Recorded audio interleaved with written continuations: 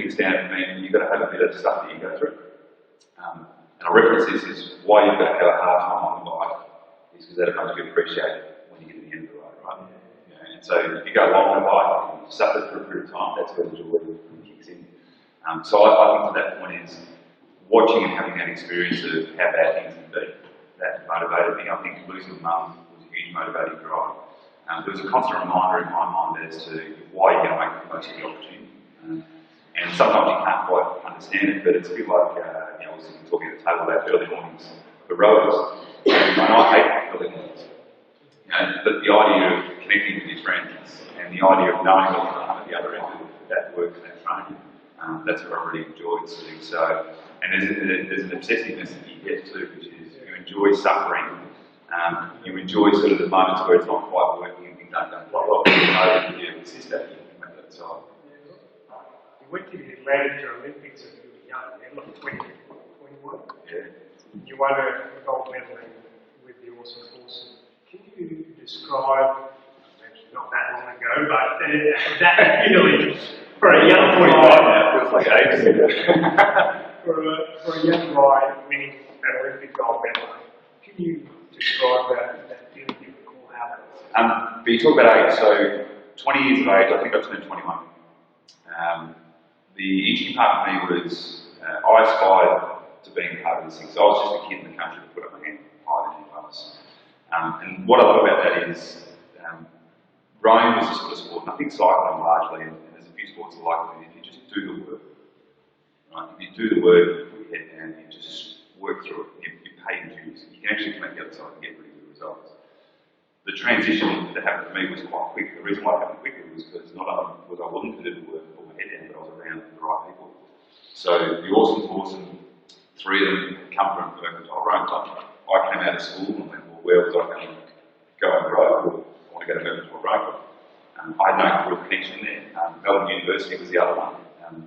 And so between the members of the awesome forces, they're on the river, so that was, wow, I'll get involved in this thing, this is great.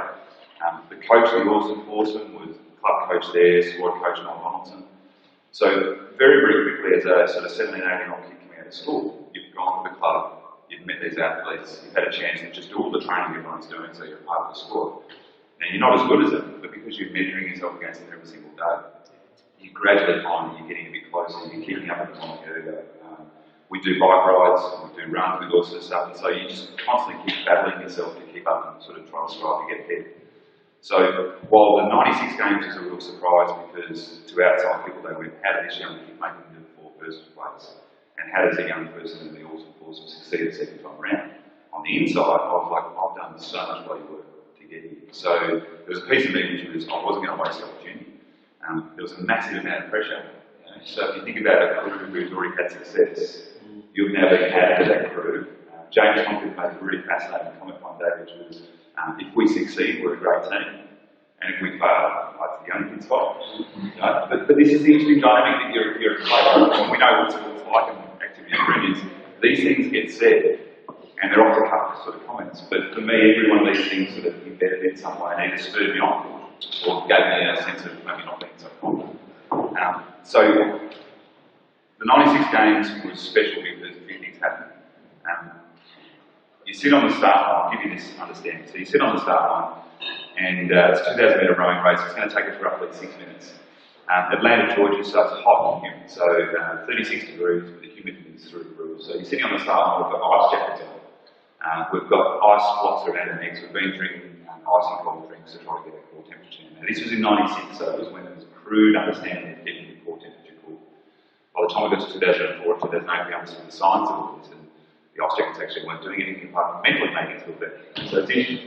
But we're sitting on the start line, and I'm sitting forward in the boat, you've got your handle there in your hands, and you become intimately connected to your crew, like a bike. You know, when you spend hours and hours on the bike, and, you know, every single thing about the bar, the take, and every single thing about the bike, and what you feel. I remember sitting there thinking, holy heck, I'm making a game. You know, and then it sort of hits you.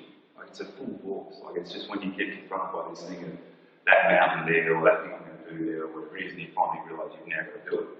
So what was really cool was having James sit in front of me and turn around and go, that's all right, just stay relaxed, it'll be fine, we'll be good, all that sort of stuff. So having reassurance from people that you're going to be okay, made a big difference.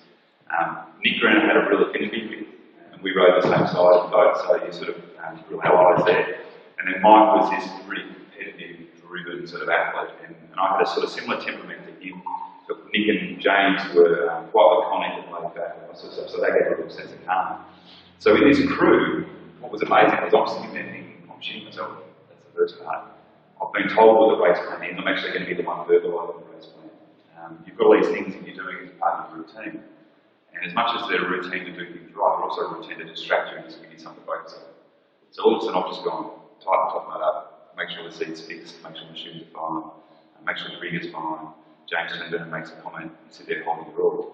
And you've got this nervousness, but all of a sudden you just have this moment where you realise that, actually I've done absolutely nothing to do. Now I didn't know how the race was necessarily going to play out, but what I love about it is when you've done the training done the work, that sense of confidence, even though you're anxious and nervous, that's really nice. So the race for us unfolded like we planned. But the amazing thing is, with about 3 minutes to go, I'm yelling and screaming, going, let's go up, let's go up. And James is going, maintain. James just relax. So it's good to have a wise person on board. But when you get that finish line, that for me was, I'm sitting there in the back of the boat, just waving my hands and screaming and all that sort of stuff. Nick Green stood in the boat.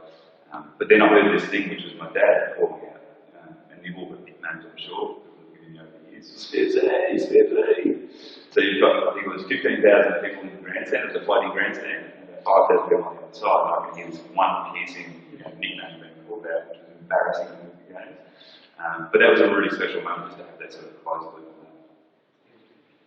And so you're obviously put in a very high pressure situation, and it's interesting to hear that the tactics you just focused your energy, your mental energy, just on a few little things to, you say, distract yourself from the pressure, or just make it a little manageable? I think both.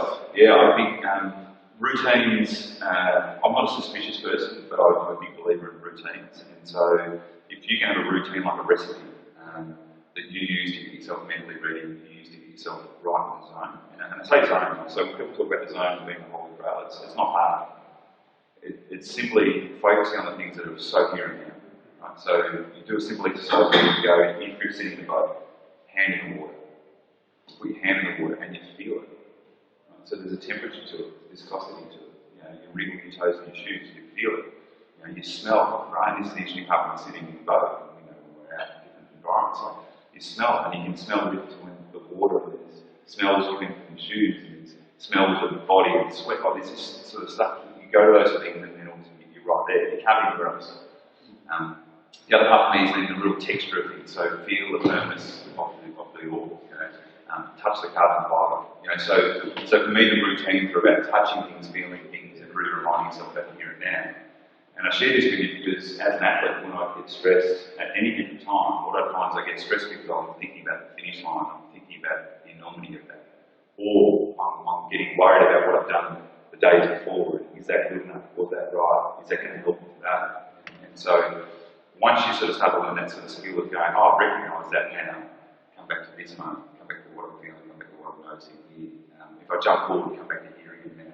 And so to be able to get that in the race was really powerful. So it's a distraction technique, but it's also, I think, called mindfulness or whatever it is, as to just here and now allows you to do what you've got to do the best you can.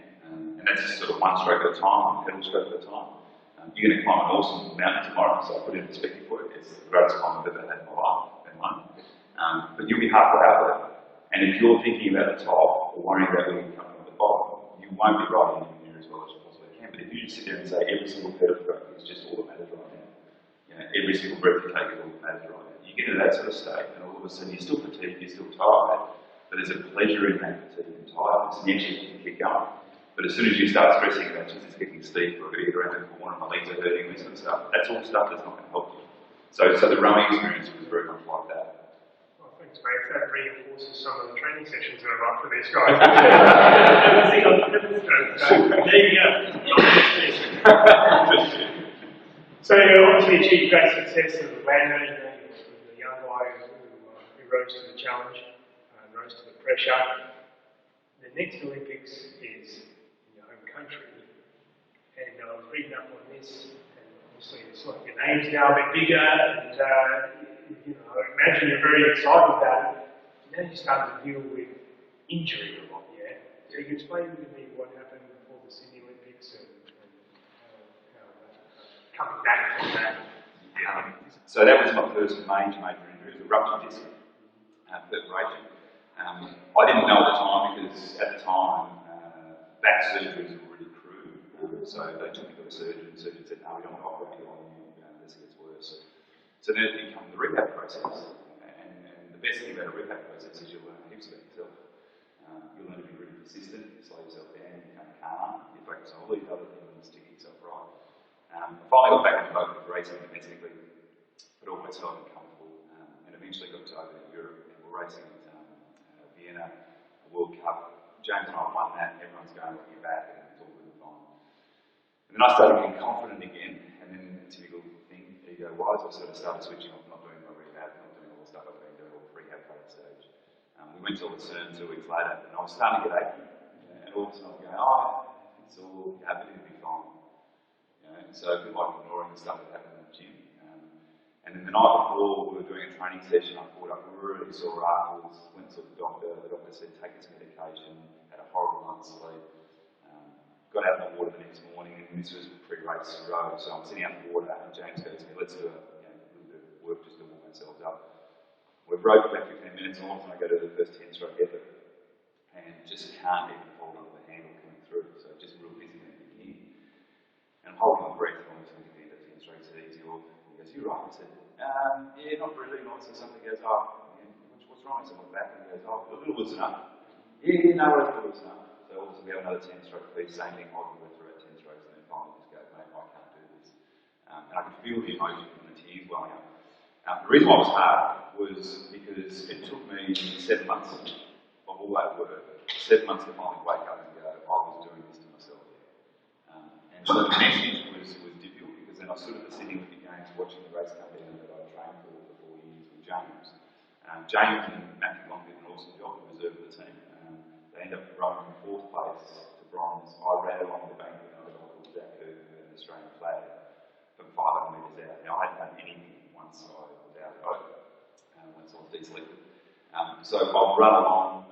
At one stage, they've got a little white chain. Security in Sydney wasn't particularly significant, so they had a little white chain and 2 security guards to stop us getting in the VIP area. And Zach and I come running along, we've launched over this chain, and we can feel arms sort of stopping us to grab, and we finally get the finish and then come third. And I put my hands on my legs and sat there, and that is the most painful thing I've done in weeks. And I could put my back dropping. So I had surgery, I think it was 3 weeks after that, because eventually my foot was going numb. And so it was hard to watch the games at home, missing out. It was really hard to wake up and learn that it was me causing that issue. And not listening to my body, not looking after myself, thinking I was invincible and all that sort of stuff. So it was the most difficult time, but in retrospect, and I remember this talk about another year or so later, when I started realising actually I needed to have that experience as an athlete to wake up and really do things differently. So difficult to miss out on Olympic Games. I don't really regret that, funnily enough. I've heard about athletes either missing games or missing results where years later they have regrets, but I've probably learned more out of it than what I ever realised. And it's still teaching lessons today. So that disappointment of missing out, do you think that in some roundabout kind of way attributed to your success later on? Obviously, Athens and Beijing. Yeah, everything matters.